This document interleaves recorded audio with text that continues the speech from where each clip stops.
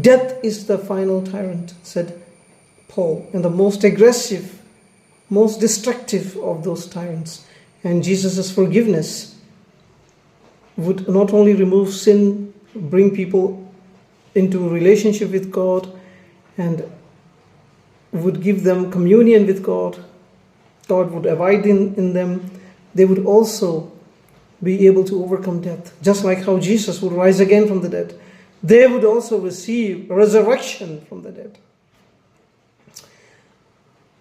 And on the final day when God would judge all people, those who believed in Jesus, received his forgiveness, would be forgiven. They would receive those resurrection type bodies, the bodies like Jesus' body, physical, yet incorruptible, immortal. Such bodies they would receive, and they would live with Jesus forever in this world, which would be by then renovated, renewed into a new form. And that life will be filled with love, joy, and laughter. All tears, all fears, all difficulties would go away. So this is the promise with which Jesus is coming into Jerusalem. But the blinded Pharisees, the blinded religious Jews, they cannot see Jesus. They cannot understand that this is God in human flesh coming to save us. It is like, if you take medicine to a sick person who is not sick just physically but mentally also, they would refuse the medicine. They refuse medicine because they think that the medicine is poison. It happens to many people. In homeopathy, we have certain medicines for such a condition, hyoscyamus, lacosis, and for people who are so apathetic about themselves that they don't want medicine. There are medicines like phosphoric acid, arnica, many of such medicines are there. But here, the condition is different. They think Jesus, who is their remedy, is poison. They feel that Jesus, who has come to save them, has come to destroy them. So when Jesus enters into Jerusalem, all the common people who have been following Jesus are happy. And Jesus comes on a donkey. He doesn't come on a horse. Horse signifies power, authority, position. Horse signifies pride. But a donkey signifies exact opposite of all these things. A donkey signifies humility, hardship, and lack of position, lowliness. And that is how Jesus is coming into Jerusalem. In those times, donkeys were a common medium of transport, of conveyance. Like today we have auto rickshaws, for instance. People would expect any big politician to come by big car, or maybe, right, expensive car, or a jeep, or a gypsy, whatever it is that they use. But imagine if the biggest politician of the country is coming by auto rickshaw. We would find it like strange. Right? That is what is happening. Now, Jesus is coming riding a donkey into Jerusalem. And what happened? People, they recognized him. People did not recognize Jesus on the basis of the horse or the donkey on which he was riding. People recognized him because of the love and compassion and goodness and mercy and kindness and benevolence and the authority and power that comes from God that he carried. Remember this, my friend, if you are a servant of God, don't think that people will recognize you just because you have a high position. They may recognize you, they may say you're a great person, all those things, but inside them, within them, there is a space where they need love, compassion, generosity, kindness, benevolence, where they acknowledge a person based on how they treat them. Jesus is that kind of a person who treats others in a manner that is far superior to others. He treats others with love, care, humility, generosity, and therefore people are gathered there. When a woman who was ritually impure came and touched the hem of his robe, thinking that if she could touch it, she would be healed. Jesus, of course, knew power left out of him. She got healed, but Jesus wanted people to know about this woman. Jesus brought her out, and Jesus wanted to destroy their purity, pollution ideas. And Jesus wanted to build a new way of life, a way of life that honors others, that respects others, that gives others dignity and love. And in this way of life, this woman had more faith than all the other people who were with Jesus on that day, crowding and hoping that Jesus would touch them. They were hoping that Jesus would touch them. They got nothing. They were crowding and they were pressing on Jesus. This is what happens to many people. They say, we are touching God, we are touching God, we are never God, we are near God. What happens? God doesn't know them.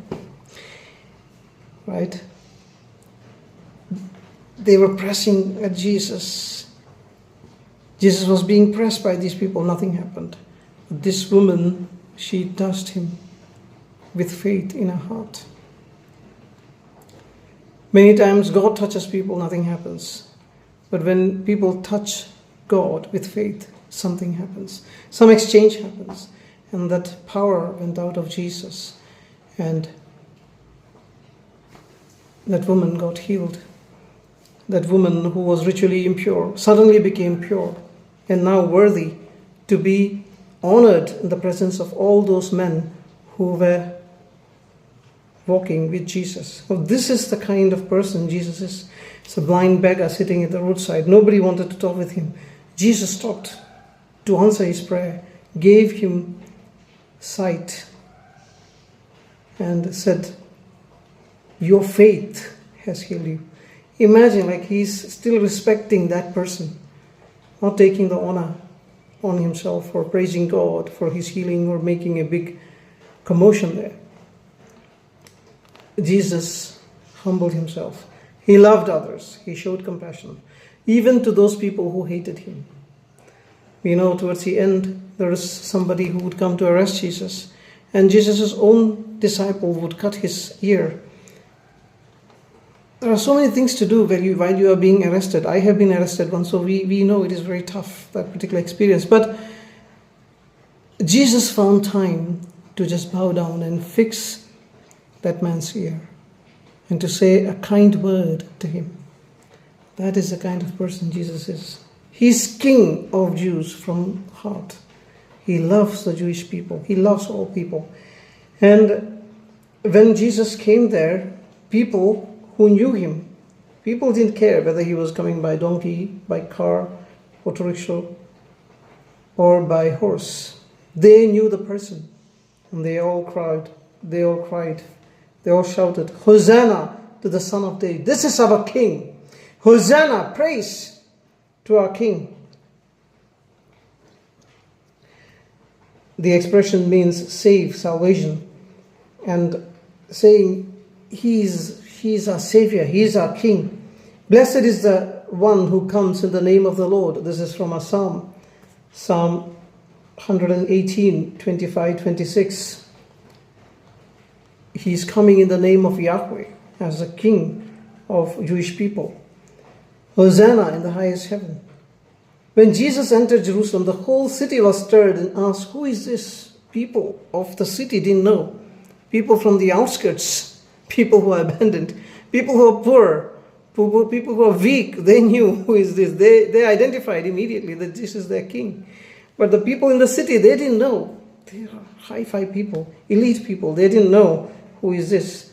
Then crowds answered, this is Jesus. The big people, the religious people, the people of position, they didn't recognize who is this guy. But the crowds recognized him. They answered, this is Jesus, the prophet from Nazareth in Galilee. This is the prophet like Moses, whom we were expecting. This is the son of David. This is the Davidic Messiah, whom we were expecting.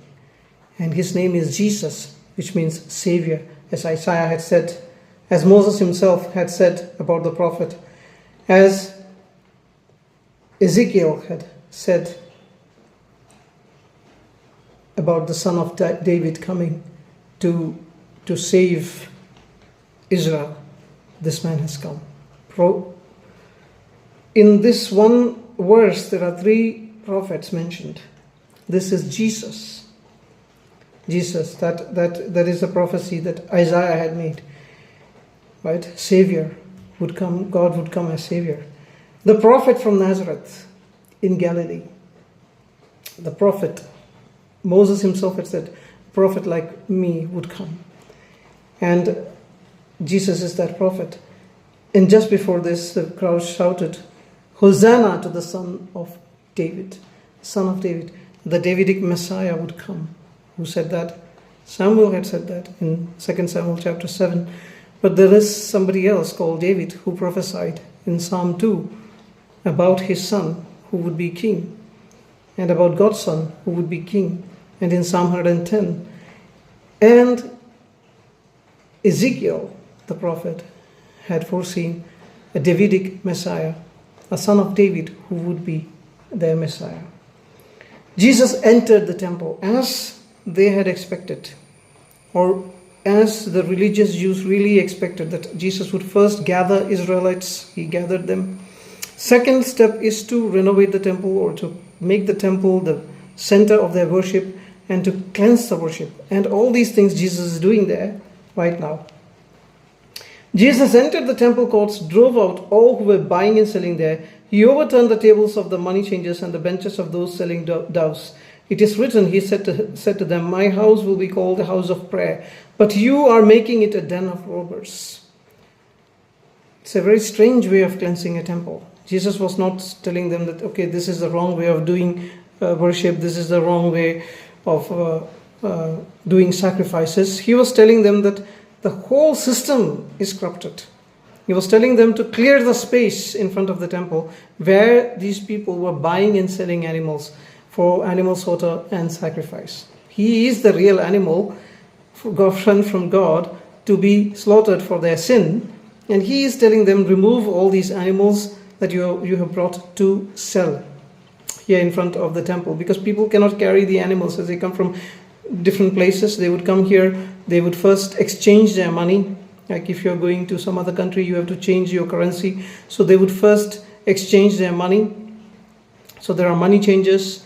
After changing the money, they would go to the stall where they could select the best animal. All the animals would be defectless animals to be sacrificed to God. So from pigeon onwards to big oxen, there are many different levels of animals available, and they can choose any animal to conduct their particular sacrifice according to what is mentioned in the Torah. So this is a normal thing that is happening there, and people all think that it is a good thing. But Jesus, when he comes, he feels that this is the worst thing they could do, because this area is supposed to be given to Gentile people, people of other nations, people who are not believing in this Jewish God, people who are not Jews.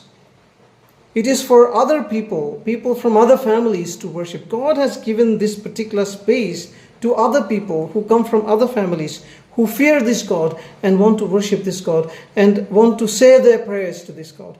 So that area, the entire area, they have occupied with animals and money changers. And Jesus is very angry. Jesus says to them, my house will be called a house of prayer. It is written. It is written in the scriptures. Where is it written? It's written in Jeremiah 7:11.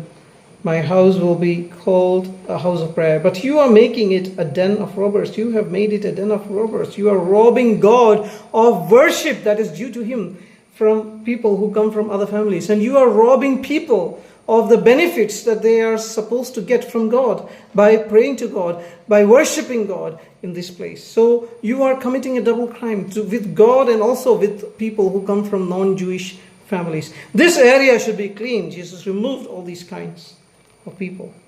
The blind and the lame came to him at the temple, and he healed them. Now these are outcast people. Blind, lame, deformed people were not allowed to enter the temple. They did not have a full membership in Jewish family or Jewish community. And they were the people that Jesus paid attention to. Instead of paying attention to the great people or the religious leaders, he was healing the blind and lame. They came to him and he healed them. But when the chief priests and the teachers of the law saw the wonderful things he did, and the children shouting in the temple courts, Hosanna, the son of David, when they were calling him the Davidic Messiah, our king, the chief priests and teachers, the religious people, the people who were waiting for this guy, they were indignant. They were angry.